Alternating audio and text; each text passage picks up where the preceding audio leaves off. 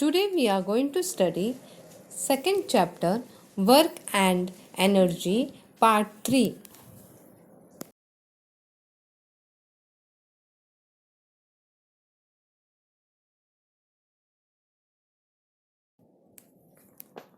We shall say what is transformation of energy. Now we shall explain this with the help of examples.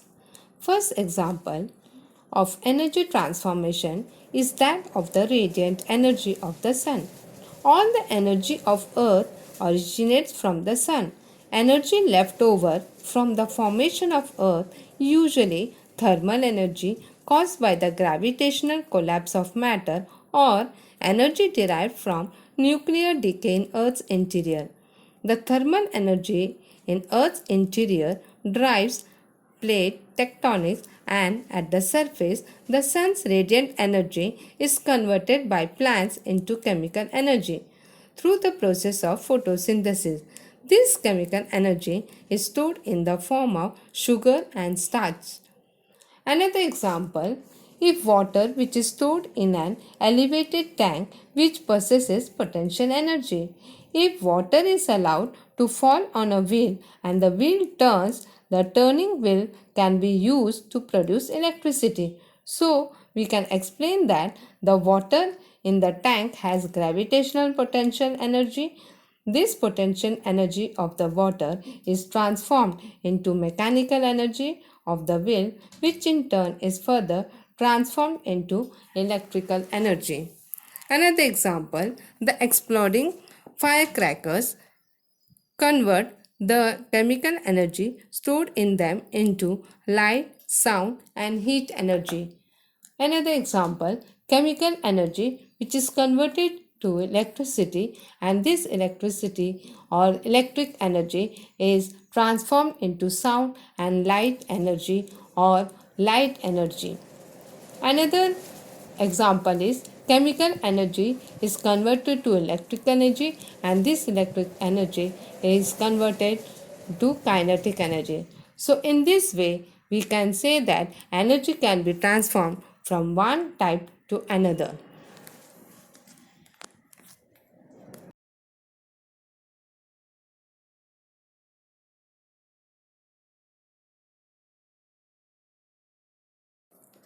Now we shall say law of conservation of energy.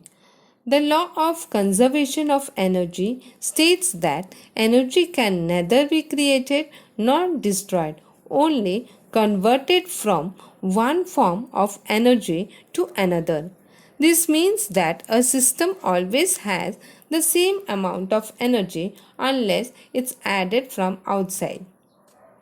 For example, we shall try out an experiment. Make two pendulums of the same length with the help of thread and two nuts. Tie another thread in the horizontal position as you can see in the picture. Tie the two pendulums to this horizontal thread in such a way that they will not hit each other while swinging. Now swing one of the pendulums and observe. What do you see? You will see that as the speed of oscillation of the first pendulum slowly decreases, the second pendulum, which was initially stationary, begins to swing. Thus, one pendulum transfers its energy to the other. You must have seen pool game. When playing pool, the cue ball is shot at a stationary 8 ball. The cue ball has energy. When the cue ball hits the 8 ball, the energy transfers from the cue ball to the 8 ball, sending the 8 ball into motion. The cue ball loses energy because the energy it had has been transformed to the 8 ball. So the cue ball slows down.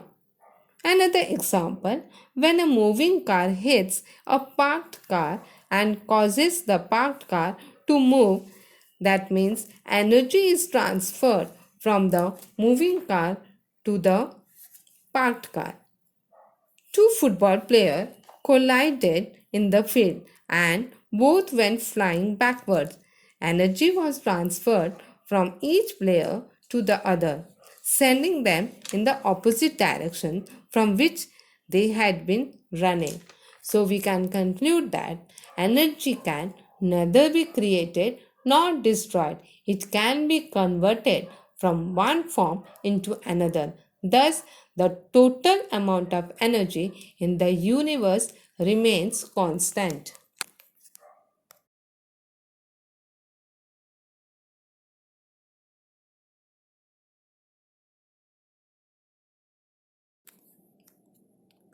Now we shall see free fall. What is free fall? If we release an object from a height, it gets pulled towards the earth because of the gravitational force. An object falling solely under the influence of gravitational force is said to be in free fall or to be falling freely. Let us look at the kinetic and potential energies of an object of mass m falling freely from height h when the object is at different heights. Suppose, as you can see in the figure, the point A is at a height h from the ground. Let the point B at a distance x vertically below A. Let the point C be on the ground directly below A and B. Then let us calculate the energies of the object at A, B and C. First, when the object is stationary at A, then its initial velocity, that is u, is equal to 0. Then what is kinetic energy? As we know, kinetic energy is half the product of mass and square of velocity, that is half mv square. Now here the kinetic energy will be 0 as u is equal to 0. So, what is potential energy? We know that potential energy is mgh. So, what will be total energy? Total energy is equal to kinetic energy plus potential energy. So, since kinetic energy is 0, so total energy will be equal to mgh. That is our equation 1. Now, we shall see the object at B position. Let the velocity of the object be vv when it reaches point B, having fallen through a distance x.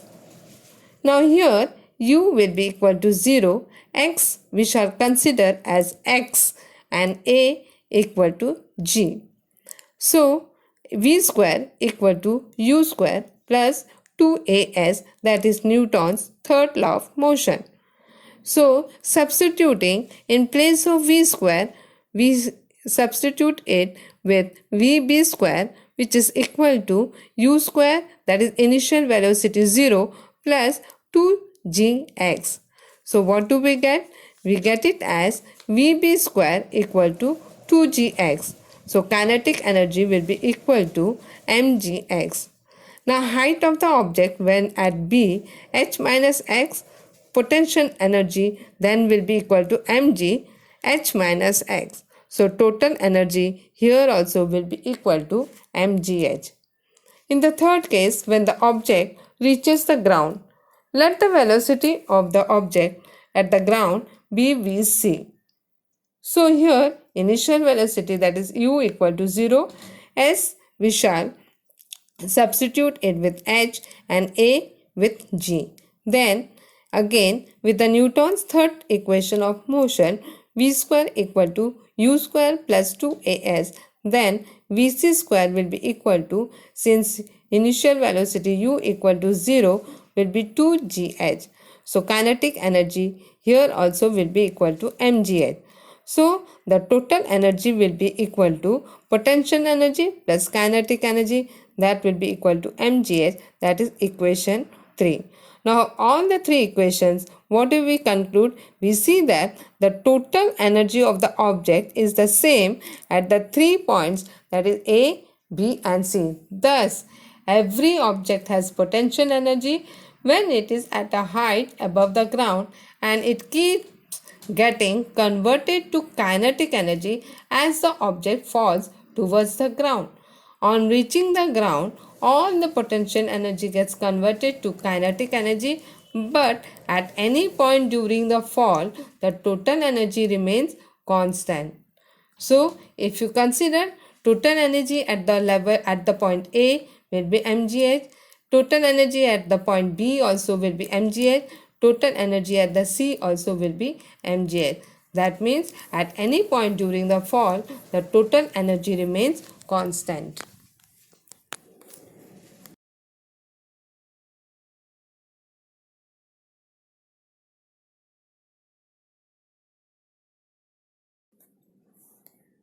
Now suppose I ask you, can your father climb stairs as fast as you can? What will be your answer? No. Will second question, suppose I ask, will you fill the overhead water tank with the help of a bucket or an electric motor? What will be the answer? Obviously, the answer will be we will fill the overhead water tank with the help of an electric motor. Suppose Rajshri, Yash and Ranjit have to reach the top of a small hill. Rajshri went by car, Yash went cycling, while Ranjit went walking. If all of them choose the same path, who will reach first and who will reach last? Your answer would be Rajshri will reach first and Ranjit will reach last. Now, from this example, you must have understood that the work done is the same in each example, but the time taken to perform the work is different for each person or each method. The fast or slow rate of the work done is expressed in terms of power. So, what is power? Power is the rate at which work is done. If W amount of work is done in time t, then power will be equal to work upon time, or P will be equal to W upon T. In SI system, the unit of work is joules, so the unit of power is joule per second, and this is called watt. Before we go to the next part, the steam engine was invented in 1781 by the Scottish scientist James Watt. This invention brought about an industrial revolution. The unit of power is called watt in his honor. James Watt was the first to use the term horsepower. In the industrial sector, the unit used to measure power is called horsepower. 1 horsepower is equal to 746 watt. The unit of energy for commercial use is kilowatt hour. 1000, if you consider 1000 joule work performed in 1 second is 1 kilowatt power. That is 1 kilowatt hour will be equal to 3.6 multiplied by 10 raised to 6 joules. Electricity used for domestic purposes is measured in units of kilowatt hour. So 1 kilowatt hour will be equal to 1 unit. Thank you, children.